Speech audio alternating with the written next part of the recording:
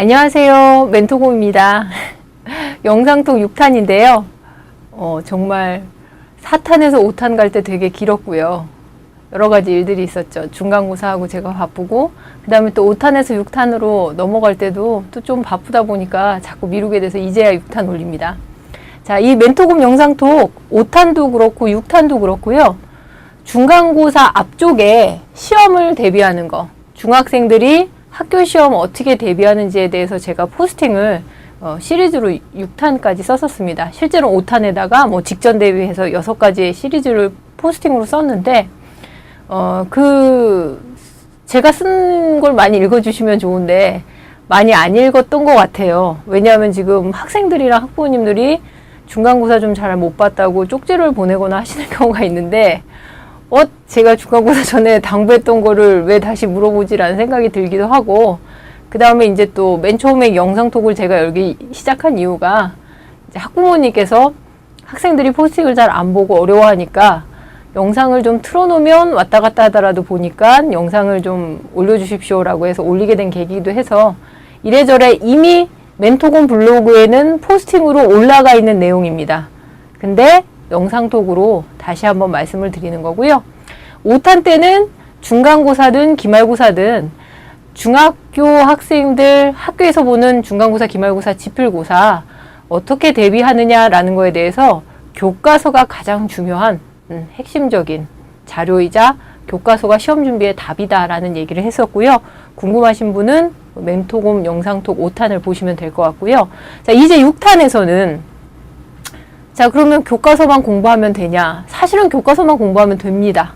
근데 교과서 공부를 도와주는 것들이 있죠. 그 다음에 시험에 또 그것들이 잘 나오는 그 자료가 있죠. 자, 그게 뭐냐면 선생님이 해주신 필기하고 프린트물입니다. 필기하고 프린트물을 제가 같은 선상에서 따로 두지 않고 얘기를 하는 이유가, 고등학교 때는 좀 다릅니다. 부교재를 선택하는 경우들도 있고, 또 필기에서 다루는 것과 부교재나 아니면 프린트물로 주는 게 중학교 때하고 좀 달라요. 근데 중학교 때에는 선생님의 성향의 차이예요. 어떤 선생님은 프린트물로 도와주시는 거고, 어떤 선생님은 필기로 정리를 해서 도와주시는 거라고 생각하면 거의 다르지 않습니다. 그러니까 프린트물과 필기 또는 필기와 프린트물 같이 설명을 드리게 될 거고요. 자, 교과서가 시험 준비의 답이라고 말하면서 계속 누누이 강조했던 거 있습니다. 사실은 누구나 다 아는 거예요. 교과서의 제목에 나온 중요 개념, 각각의 소단원 또는 각각의 대단원에는 그 단원에서 설명하고자 하는 개념, 가장 중요한 개념이 제목에 나와 있다고 했고요. 그 다음에 학습 목표 또는 학습 방향이라는 거에 어떤 식으로 그 개념에 대해서 공부할 것이라는 게 나와 있고, 그 다음에 비로소 본문들의 그 내용들이 담겨 있고, 사이사이의 교과서에는 확인하는 문제가 있고, 다시 그 소단원이나 대단원의 마무리에는 단원 마무리 문제라는 게 있어서, 이것들을 다 제대로 공부하는 것이 정말 교과서를 제대로 공부한 것이다 라는 말씀을 드렸어요. 자, 근데 선생님들이 필기하고 프린트물을 주신다는 얘기죠. 자, 그럼 필기하고 프린트물하고 교과서의 관계는 어떻게 될까요? 이미 공부를 열심히 하는 학생들, 또 학생들과 같이 이렇게 좀 자기주도 학습을 집에서, 가정에서 이끌어주셨던 어머님들 많이 아실 텐데요. 교과서하고 중학교 수준의 프린트물하고 필기는 거의 같은 내용입니다. 거의 같은 내용인데 이따 후반부에 말하겠지만 약간 다른 부분이 있을 때도 있어요. 자, 그러면 어떻게 공부해야 되는지, 같다면 같은 걸 왜 주는지, 또 다르다면 어떤 식으로 다른지에 대해서 오늘은 잠깐 생각을 해보자는 얘기죠. 자, 일단 모든 측면에서 어떤 문제가 있고 그 문제를 해결할 때요, 제가 가장 좋아하는 방법 중에 하나는 상대방의 입장이 돼서 생각해 보는 겁니다. 예를 들면 학생이랑 학부모님이랑 컨설팅이나 상담을 할 때 나라면, 내가 이 학생이라면, 내가 이 학부모님이라면 이런 생각을 해보면 꽤 좀 머리가, 해결책에 대한 것들이 좀 평소에 잘 나오지 않는 스마트한 어떤 방법이 나오게 되거든요. 자, 그러면 시험을 잘 준비하고 또 노력한 만큼 성적을 잘 받고 싶은 우리 학생들, 또 그 학생들을 응원하는 학부모님들 같은 경우에는 문제를 내는 출제자 선생님의 입장이 돼서 한번 생각해 보는 게 아주 중요합니다. 왜냐하면 공부를 해서 시험 대비를 해서 성적을 잘 받아야지라는 생각만 하게 되면 되게 하나하나의 그림만 보이게 돼요. 저희가 왜 나무를 보고 숲을 보고 그럴 때 나무도 봐야 되고 숲도 봐야 되고 이런 얘기 많이 하잖아요. 독서할 때 특히 많이 나오는 얘기인데, 그런 것처럼 시험 준비를 할 때도 내가 그 순간순간 그 과목마다 하는 어떤 노력도 되게 중요하지만, 학교에서는 또는 시험 문제를 출제하는 선생님 입장에서 어떤 문제를 낼 것이냐, 어떻게 문제를 낼 것이냐라고 생각을 하게 되면 상당히 뭔가 머리에 잡히게 됩니다. 공부하는 전략이 나온다는 얘기죠. 자, 그러면 그 전략, 방향이 뭔지 한번 생각을 해보자고요. 자, 중학교 학생들 성적이 지금 왜 중요한가요? 물론 저는 원래 학생하고 학부모님 상담할 때도 그렇고 제가 쓴 책이나 제가 쓰는 포스팅이나 영상톡에서 시험 성적 잘 보는 게 니네 인생의 최우선이라고 절대로 말하고 싶지 않습니다. 단지 멘토금 영상톡이나 포스팅에서 시험 문제에 대한, 시험 대비에 대한 어떤 내용을 올리는 이유는 딱 하나예요. 사람은 자기가 노력을 했으면 좋은 결과가 나와야 뭔가 자신감도 생기고 다시 또 하고 싶은 의욕이 생깁니다. 근데 우리 학생들이 나름대로 시간 투자를 한 거예요. 책상에 오래 앉아 있었습니다. 집중도 해본 거예요. 근데 중간고사, 기말고사 성적이 안 나오면 공부하기 싫어지잖아요. 공부하기 싫어진다라는 건 단순히 어떤 교과목 공부를 하기 싫어진다는 게 아니라 내가 노력을 하고 그 노력에 대한 어떤 긍정적인 결과물이 나오지 않게 되면, 좀 전에도 말한 어떤 자신감이라든지 자존감이라든지 아니면 성공에 대한 어떤 목표 의식 또는 나는 어떤 존재인가라는 정체성까지 건드릴 수 있는 부분이기 때문에, 제가 여기서 시험 준비나 대비에 대한 얘기를 굳이 하는 건 노력을 하는 학생이 있다고 생각하는 겁니다. 노력 안 하는 학생을 위한 영상톡도 아니고, 노력 안 하는 학생은 이거 아무 소용없어요. 노력을 하려고 하고 잘하고 싶은 학생이 있습니다. 근데 그 학생이 노력을 했는데, 공부를 했는데 성적이 안 나오는 경우가 있다는 얘기죠. 그때 가장 의외로 아주 본질적인 교과서에 대한 공부가 제대로 안 됐거나, 교과서 다음으로 가장 핵심적인 사항은 선생님이 해주신 필기와 프린트물이거든요. 그걸 놓치는 경우들이 많기 때문에, 즉 학생들이 노력했는데 성적이 나오지 않아서 불행해지거나 자신감이 떨어지는 게 싫기 때문에 영상톡을 찍는 거라는 거 다시 한번 꼭 강조하고 싶고요. 절대로 성적이나 어떤 그 학교에서의 어떤 그 학교 생활 또는 뭐 어떤 뭐 위치에 있다, 이건 중요하기는 하지만 그것이 인생의 가장 중요한 것은 또 아니에요. 여러분들이 행복해야 됩니다. 근데 행복하려면, 자신감이 있으려면, 또 나에 대한 어떤 좋은 긍정적인 정체성에서 내 목표를 세우려면 노력을 잘해서 좋은 결과, 좋은 성공을 자꾸 경험하는 게 아주 좋기 때문에 그걸 도와주기 위한 영상톡인 거죠.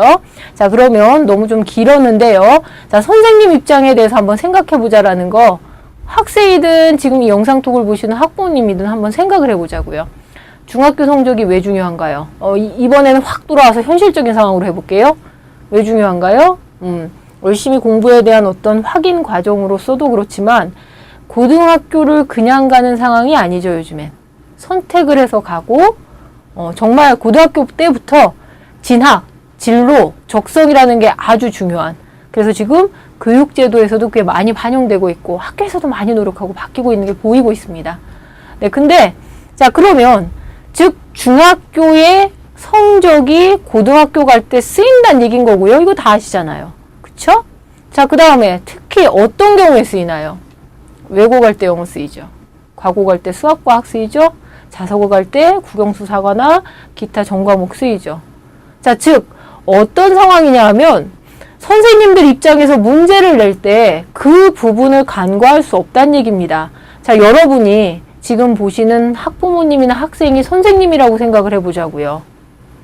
나름대로 중학교 때 고등학교 진로 진학에 대해서 꽤 신경을 쓰는 어떤 학생들, 다수의 학생들이 있단 말입니다.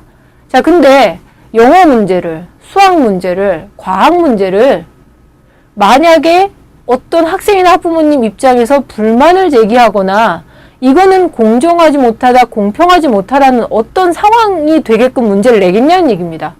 그렇게 못합니다. 또 그렇게 하시지도 않고요. 그렇게 또 해서도 안 되겠죠. 자, 그러면 공정하고 공평한 어떤 상황, 그런 문제 어떻게 내야 될까요? 다 같이 공부한 시험범위 어떻게 나가요? 교과서 몇 페이지부터 몇 페이지다, 몇 단원이다 라고 나가잖아요. 따라서 교과서가 중요한 겁니다. 그 다음에 자, 필기하고 프린트물이 중요한 이유는 자, 교과서 내용을 쭉 보다 보면 물론 공부에 익숙하고 이미 공부를 잘하고 있는 상위권이나 최상위권 학생들은 별 문제가 없지만 공부에 좀 익숙하지 않았거나 그 교과목을 그다지 좋아하는 학생들 입장에서는 교과서가 쉽지 않아요. 자, 교과서가 쉽지 않다는 얘기가 무슨 얘기일까요? 교과서가 쉽지 않다는 얘기는 교과서에 나와 있는 본문 내용이나 문제와 시험을 대비할 때 쉽지 않다는 얘기예요. 시험에서 나오는 유형의 문제하고는 좀 다르다는 겁니다. 자, 어떤 상황이냐 하면 학생들이 왜 교과서 시험 범위, 교과서가 시험의 준비에 가장 주축인 걸 알면서도 시험 직전에 좀 늦게 시작하는 2, 3주 정도 전부터 중간고사, 기말고사를 대비하는 학생들 대부분이 교과서를 잡지 않고 문제집을 잡는 이유가 뭡니까? 뭐라고 생각하세요? 딱 두 가지입니다. 첫 번째는 교과서가 예를 들면 70페이지, 80페이지가 시험범위다. 문제집 앞에 나와 있는 핵심 요약 내용으로 보면 10페이지나 20페이지로 확 줄게 되죠. 그리고 핵심 내용이라니까 핵심 내용은 다 있겠지. 그 다음에 두 번째 이유는 문제가 기출문제집이든 평가문제집이든 문제집 형태에 나온 문제가 시험 문제랑 비슷하잖아요. 그러니까 마음이 안심이 되는 겁니다. 그리고 그게 사실 나쁜 방법만은 아니에요. 근데 이런 거죠. 원본 자료에 해당되는 교과서를 보고 선생님들은 문제를 내신 겁니다. 또 원본 자료에 해당되는 교과서를 도와주기 위해서 그 이해를 돕기 위해서 필기하고 프린트물을 주는 거예요. 근데 그 공부를 하지 않고 건너뛰어서 문제집이나 요약된 내용의 어떤 내용만 보고 문제만 보고 하게 된다라고 하면 원본 자료에서 그 방향, 그 문제집에서 다루지 않았던 어떤 방향의 무언가를 물어봤을 때 당연히 대답을 할 수 없게 되겠죠. 따라서 교과서가 가장 중요하고 필기하고 프린트물은 그럼 어떤 역할을 하느냐? 두 가지 역할을 합니다. 요거는 교과목 따라서 조금 특성이 다르기 때문에 굳이 제가 두 가지 유형으로 분리를 해봤는데요. 포스팅에서도 그렇게 썼었죠. 하나는 교과서 공부를 도와주는, 둘 다 당연히 교과서 공부를 도와주는 건데 여기서 첫 번째 교과서 공부를 도와주는 유형이라고 말한 것들은 교과서 내용을 암기하거나 정리할 때 학생들이 좀 힘들어하는 겁니다. 근데 이 필기나 프린트물이 있으면 도움이 되는 거예요. 예를 들면 역사 부분에 우리나라의 어떤 국사 부분에 해당되는 막 이런 얘기가 나와 있습니다. 고조선 얘기나 삼국시대 얘기가 막 나와 있어요. 보기는, 그러니까 책을 보면 무슨 말인지 알겠는데 이게 문제로 나오면 풀 자신이 전혀 없는 겁니다. 머릿속이 정리가 안 되고 뒤죽박죽이에요. 이때 선생님이 해주신 필기를 보면 그게 목차 형태로라든지 표 형태로라든지 중요한 것들을 정리를 해주신다는 거죠. 선생님에 따라서는 프린트물을 주기도 하시죠.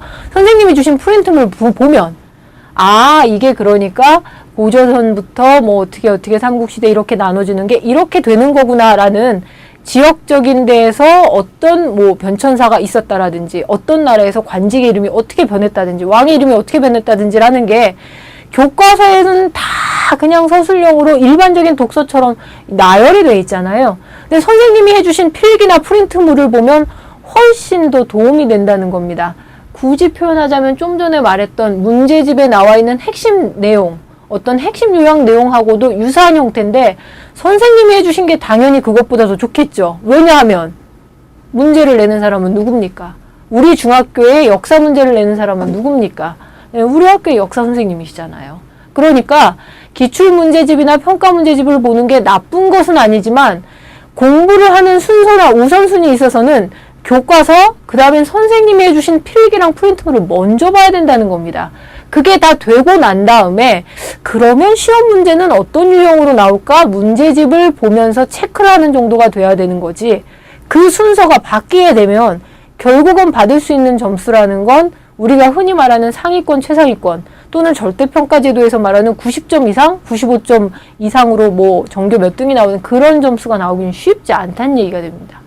자, 그래서 첫 번째 유형은 교과서 공부를 도와주는, 내가 잘 정리돼서 잘 암기도 하고 시험에 대비를 할 수 있게 도와주는 과목들이고요. 자, 그 과목들에는 뭐가 있나요?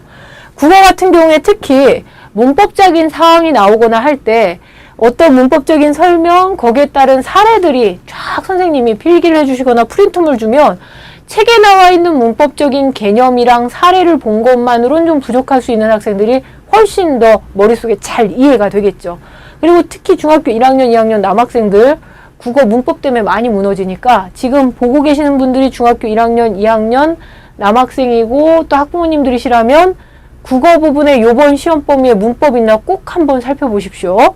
자, 그 다음에 자, 사회나 역사, 아까 예를 들은 것들, 예, 도덕이나 한문이나 기술 과정 같은 경우에 선생님이 주신 프린트물이나 필기를 보는 게 책 70페이지, 80페이지, 집중이 수제 과목 같은 경우에는 책 한 권에 반이 기말고사 범위, 반이 또 기말고사, 중간고사 범위입니다. 즉, 한 학기에 책 한 권 교과서가 다 나가는 경우가 있어요. 엄청난 양이죠.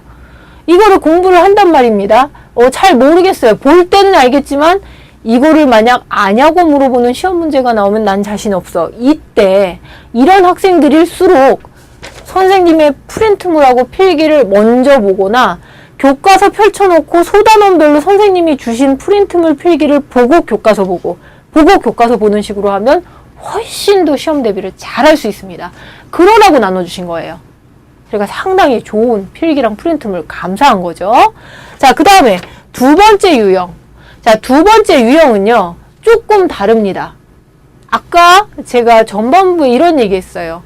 선생님이라면, 지금 요 영상톡을 보고 계시는 우리 학생이나 학부모님들이 선생님이라면, 출제자라면, 이 상황에서 영어, 수학, 과학 또는 국어 뭐 여러 가지 시험들 문제의 점수가 고등학교 진학에 걸려있고 결국은 어쩔 수 없이 어느 정도의 경쟁이고 학생을 성적으로 판단을 하는 건데요. 이때 공정하게 내야 된다는 얘기입니다. 자, 근데 이런 상황이 될 수 있는 겁니다. 영어, 뭐 수학, 과학 이런 과목 같은 경우에 그러면 학생들이 되게 좀 열심히 하는 학생이 많을 거 아닙니까? 외고 가려고 하거나 국제고 가려고 하는 학생들 영어 열심히 할 거고요. 수학이나 과학 같은 경우도 과고 가려고 하는 학생들 되게 열심히 할 거 아닙니까? 자, 근데 그 열심히 하는 정도가 교과서 수준으로 봤을 때 90점 이상이 너무 많이 나오게 생길 수가 있는 거죠.